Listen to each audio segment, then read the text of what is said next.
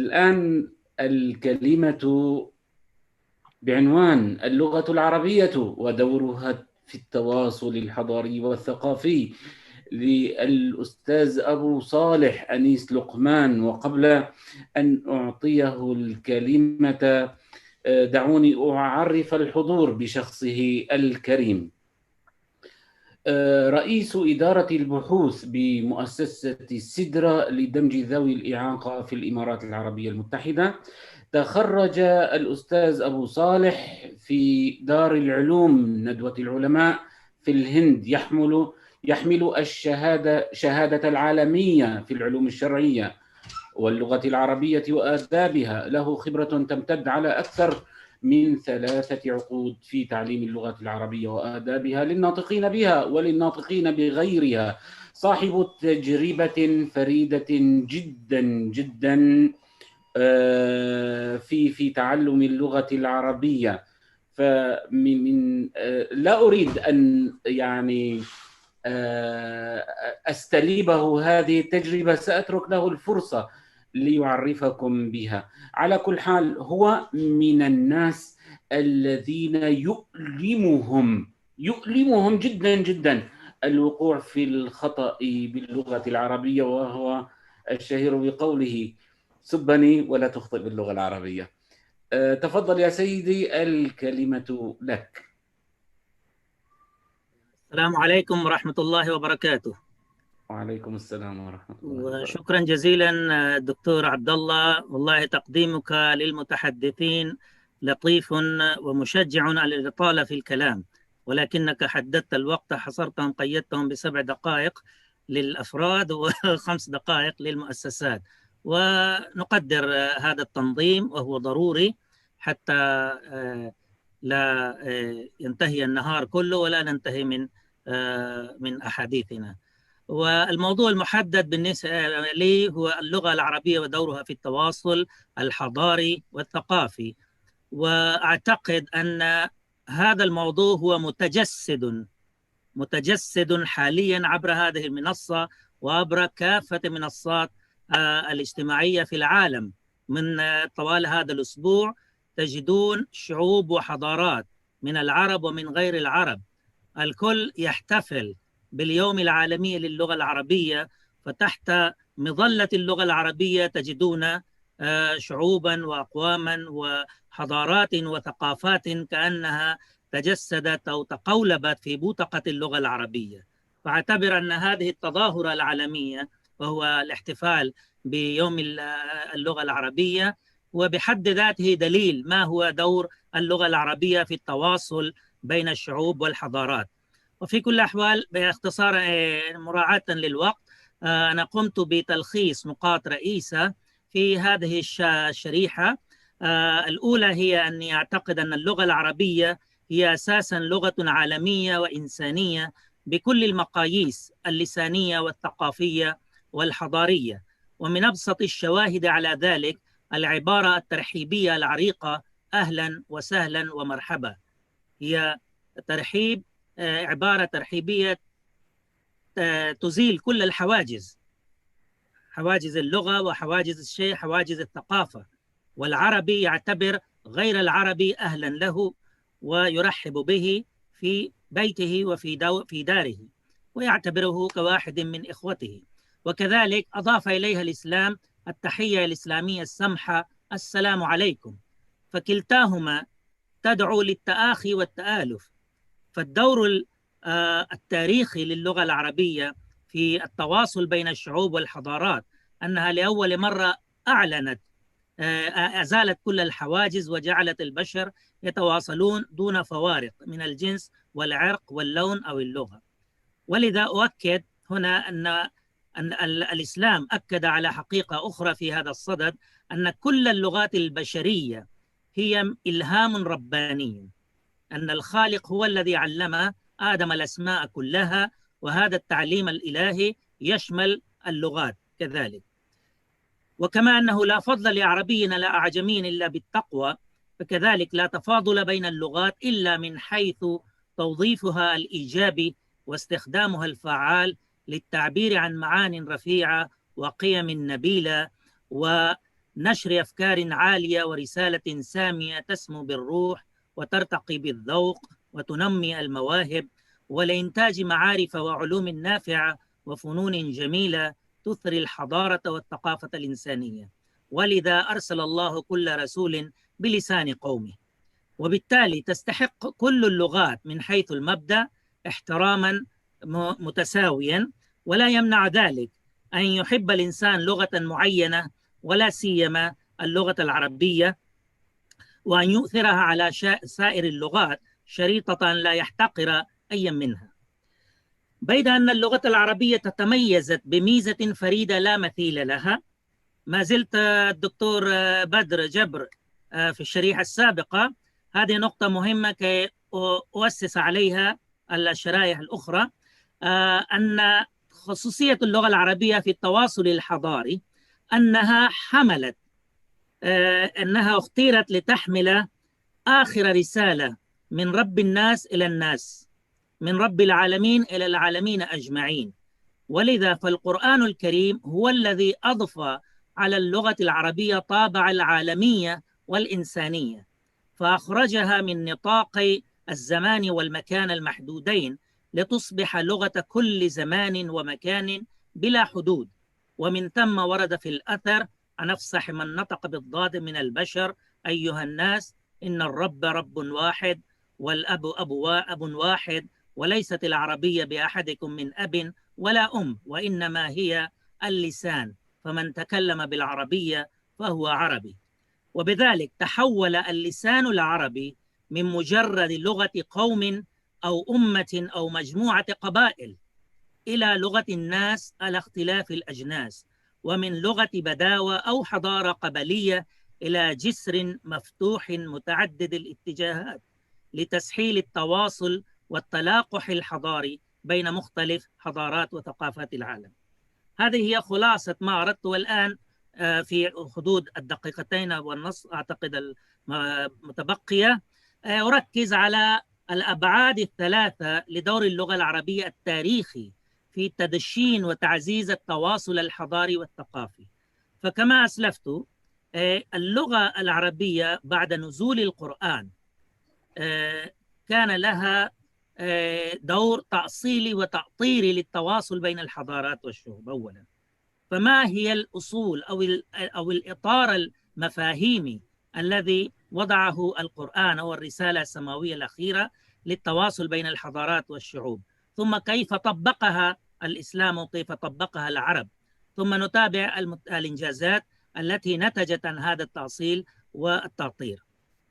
نعم، الشريحة القادمة فيها هذا هو الأساس، الإطار المفاهيمي، أن القرآن بعد نزوله أعلن بصريح اللفظ دون مواربة، دون أي مجال للتأويل: ومن آياته خلق السماوات والأرض واختلاف ألسنتكم وألوانكم إن في ذلك لآيات للعالمين. فرغم أفضلية اللغة العربية وأهميتها القصوى وقداستها وكونها حاملة رسالة سماوية ربانية خاتمة خالدة، رغم ذلك أعلن القرآن أن كل الألسنة هي من آيات الله، ليست العربية وحدها بل ألسنة البشر جميعا. هذا هو الإطار المفاهيمي الذي جعل العرب بعد نزول القرآن يحترمون اللغات الأخرى. سابقا كانوا يعتبرون أن العرب وحدهم هم ناطقون وهم فصحاء وهم بلغاء، والآخرون هم العجم وليس عندهم شيء، لا يستطيعون أن يعبروا عن أفكار سليمة أو ليست عندهم بلاغة. ولكن بعد هذا انفتحت عقول العرب وثار لديهم الفضول ليطلعوا على ما في الألسنة الأخرى كذلك. هذا هو الإطار المفاهيمي وضع القرآن. وكذلك بالنسبة لاختلاف الشعوب والقبائل، هناك آية أخرى: يا أيها الناس إنا خلقناكم من ذكر وأنثى وجعلناكم شعوبا وقبائل لتعارفوا. تعارفوا بلغة العصر، بمصطلحات العصر، هو الحوار بين الحضارات، هو الحوار بين الثقافات، هو التواصل الحضاري والثقافي بأوسع وأدق معنى الكلمة. فالتعارف ليس هو مجرد أن تعرف اسم شخص تتبادل اسمك وبطاقة هويتك، وإنما أن تعرف ما عند الآخر وتحترمه، ولا يتم ذلك إلا في حدود مبادئ وتوجيهات سديدة. الشريحة الثانية أستاذ، بعد ذلك هذه نفس الشيء بعدها. نعم، بالنسبة للتطبيق والتنفيذ، القرآن هو أول وأعظم نص مقدس في التاريخ دشن عصر الحوار والتواصل والتفاهم بين البشر، وطبقه عمليا على أسس فكرية ومبادئ أخلاقية ثابتة. وهذه هي بعض المبادئ: الاحترام المتبادل، الحوار، التعايش وتعزيز المشترك الإنساني والثقافي، التسامح وقبول الآخر المختلف. وكل هذه المبادئ أنا لم أستقيها من ميثاق الأمم المتحدة ولا من مواثيق اليونسكو، بل من الآيات القرآنية المكتوبة تحت على الشريحة: ولا تسبوا الذين يدعون من دون الله فيسبوا الله عدوا بغير علم كذلك زينا لكل أمة عملهم. أليس هذا هو الاحترام المتبادل؟ أليس هو قبول الآخر المختلف؟ الإقرار رغم كونهم يسبون الله، غير مسموح للعربي المسلم أن يسب غير الله. هذا هو الاحترام الذي أقره القرآن، يجب أن يترسخ.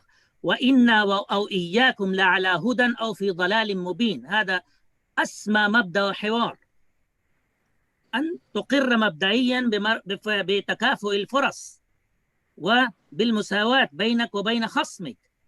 النبي هو على الحق، مع ذلك هو يحاور قومه فيقول: وإنا أو إياكم لعلى هدى أو في ضلال مبين. وهناك آية قرآنية أخرى: لا إكراه في الدين. والقاسم المشترك أو مراعاة المشترك الأساسي الإنساني بين الناس أو إلى معتقد، في المعتقد يقول تعالى: قل يا أهل الكتاب تعالوا إلى كلمة سواء بيننا وبينكم.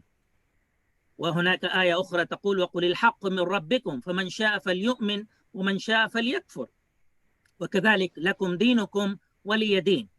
فقد أصر كل ذلك ابتداء من عصر نزول القرآن إلى ما تلاه من عصور عن شيوع حراك ونشاط غير مسبوقين بقيادة العرب والمسلمين للانفتاح والإشعاع الفكري والتواصل الاجتماعي والتعاون الاقتصادي والتجاري والتلاقح المعرفي والحضاري والثقافي من خلال تبادل الأخذ والعطاء والتأثير والتأثر بين شعوب العالم قاطبة.